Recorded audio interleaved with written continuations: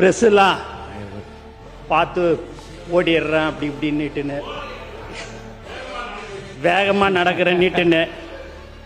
ஆனால் நீங்கள் தான் ஒரு தனியாக ஒரு நிறுவனமே வச்சுக்கின்னு நீங்கள் இப்படிலாம் கேள்வி கேளுங்க, இவங்களை எப்படியாவது விடாதீங்க, ஏதாவது எடக்கு முடக்கா கேட்டு அதை எப்படியாவது ட்ரோல் பண்ணலான்ற ஒரே ஒரு நோக்கத்திலே தான் இந்த ப்ரெஸ் எல்லாம் நீங்கள் கேள்வி கேட்க விட்டே எங்கள் ஆளுங்களை கேட்க விடுறதே உங்கள் வேலையாக இருந்ததுன்னா, இதுக்கெல்லாம் நாங்கள் ஓடலை, பயப்பில்லை.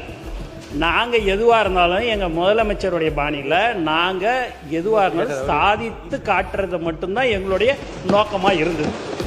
அதனால் ப்ரெஸ்ஸை பார்த்தெல்லாம் ஒன்று எதையாவது ஒன்று அவங்க கேட்பாங்க, ப்ரெஸ்ஸு இன்னும் இப்போ நீங்கள் நலத்திட்ட உதவி கொடுத்தீங்கன்னா அதை மட்டும் சொல்லிட்டு போயினே இருங்களேன்னுவாங்க. அப்படி மைக்கை நீட்டும் போது மற்ற 2 கேள்வி எங்கள் அண்ணங்களாம் சொல்லி அனுப்பிச்ச கேள்வி அவங்க அப்படி கேட்பாங்க.